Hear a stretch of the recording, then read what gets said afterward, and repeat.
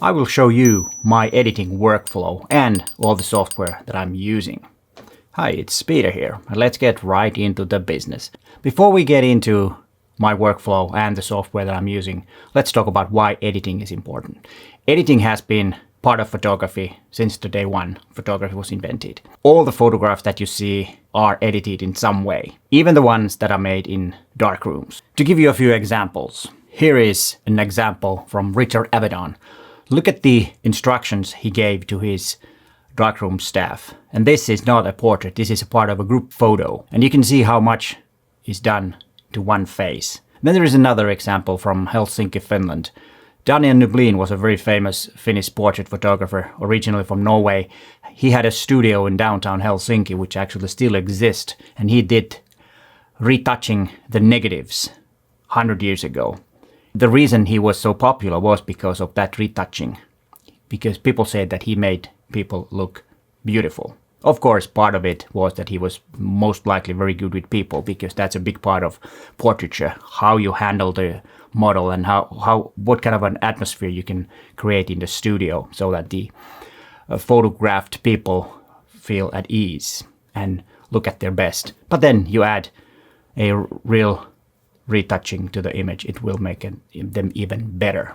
Now we use digital methods, which is of course a lot easier and more accessible to most of the people. The reason that we need to edit images is that the image that is produced by the camera is raw data that needs to be fixed so that it looks the way the scenery was. No camera, no digital camera make images out of the box the way you want them to. Well, in general, I would argue on that. Or do you have a camera that makes images exactly the way you want straight out of camera so that you don't need any editing? Nice to hear, because the only one that I've come across is Pen F, sort of, but it still needs some editing, those files. And also why editing is important is because it is part of the whole process. It is part of your style and my style too. We all have a different way of editing. Of course, the basics are the same, but the things that we do and how much we do different things in a photograph, of course, varies because we have a different style and we want to tell a different story and all that. And then, of course, there is a question that is editing okay? And I say absolutely yes. Editing is totally fine. I think it's, like I said, I think it's something that you need to do because the image is not ready when it comes out of the camera. Another thing is, of course, is retouching, which means that you alter something in the image so that it will be something else. You remove an object, you add an object, or you do excessive retouching on the faces and all that.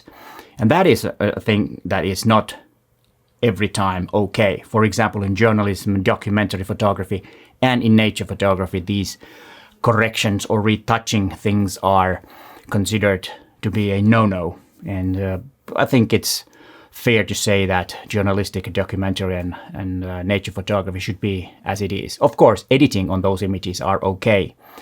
It all has to be subtle because you don't want to alter anything. You want to give the same feeling as it was when you took the image. And I think that's the main thing. And that's also a different thing between editing and retouching, where editing is just to make the image look the way it was, or the situation when you photograph that saturation and the light and everything is the way it was.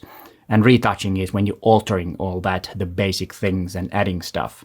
And I think that's the biggest difference. And of course, all of this can be done too much or too little. There are no limits when you're talking about everyday photography. The only thing that matters is how the image looks.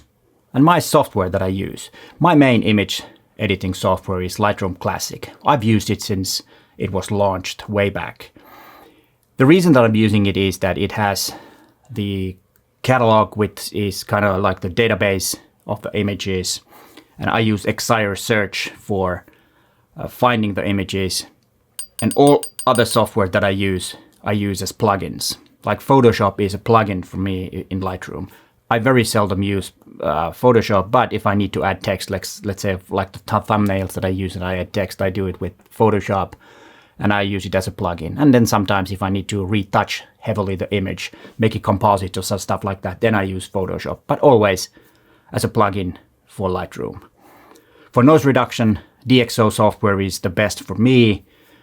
The other one that I've used sometimes is Topaz DeNoise, and Topaz has made a very good move and introduced Photo AI, which will be publicly available for in September this year.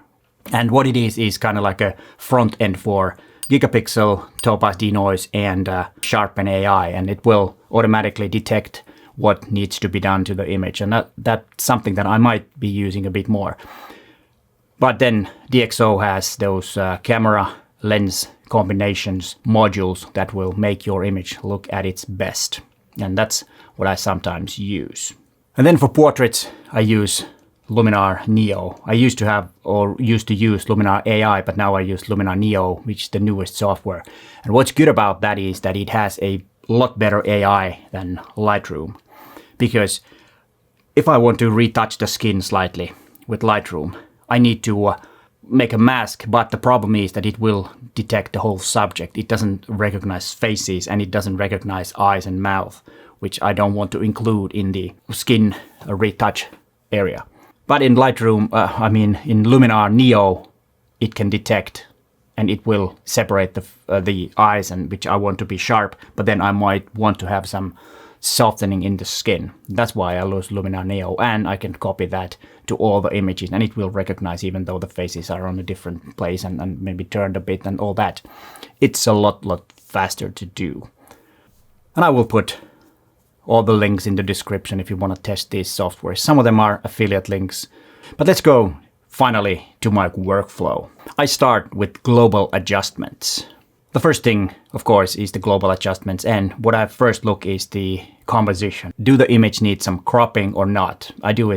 The first thing I do is cropping. I might go back to cropping later when I have finished all the retouching and editing, then I might re-crop it. But I always start with cropping. Then I do the exposure slider. I usually lower the exposure because I use ETTR, exposed to the right, and all my images out of the camera are quite bright, because then I can get all the possible data that the sensor can capture when I'm exposing to the right. And there's a video about that if you want to watch and learn about that if you don't know what ETTR is. Then of course contrast, saturation, vibrance are the things that I adjust slightly and test. What you usually do is make it a bit overdone first, and then you slide back a bit, you see the difference. And the difference between vibrance and saturation is that saturation is a global adjustment in a way that it will affect all the colors. But vibrance will only affect the colors that are not very saturated.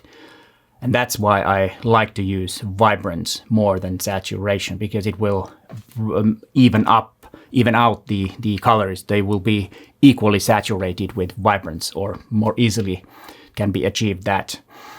But of course saturation sometimes needed too, but I prefer vibrance.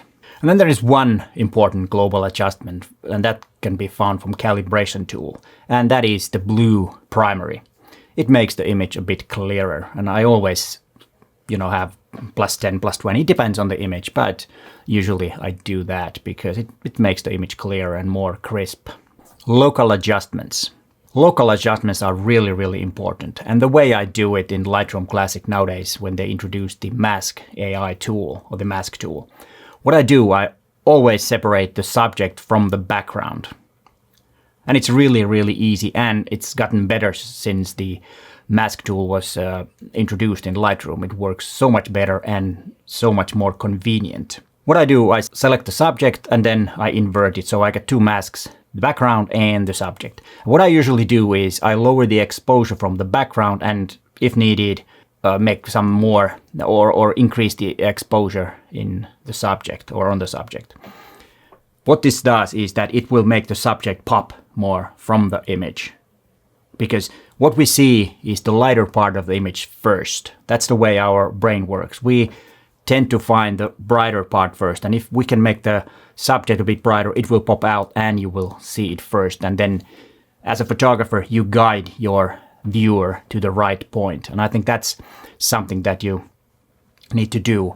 You need to understand how people look at the photographs. What we usually see are the eyes, of course, the bright areas and the sharp areas. So what it means, if you have eyes in the photograph, make them the brightest part in the image.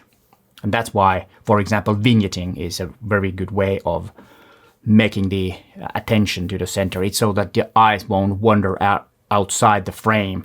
If you have a vignette, it will kind of make the subject more in the center of your attention.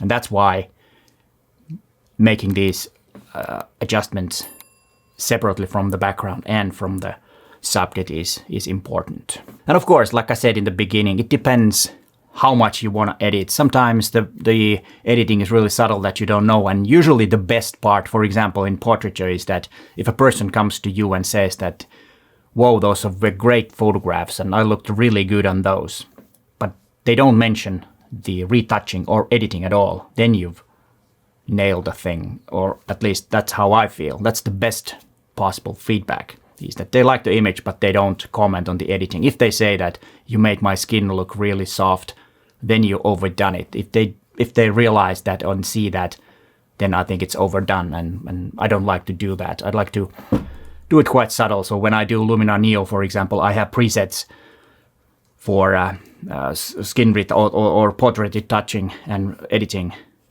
but I always try to make it subtle so that it is there but not noticeable. That's the best way, in my opinion. And the same goes with every image. If you overdo it, it might be not that good. But of course, it could be a style, really, really saturated colors and all that could be a style, and it could work. It depends on the subject, of course.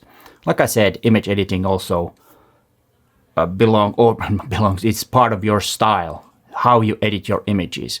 And I think that's something that you need to practice.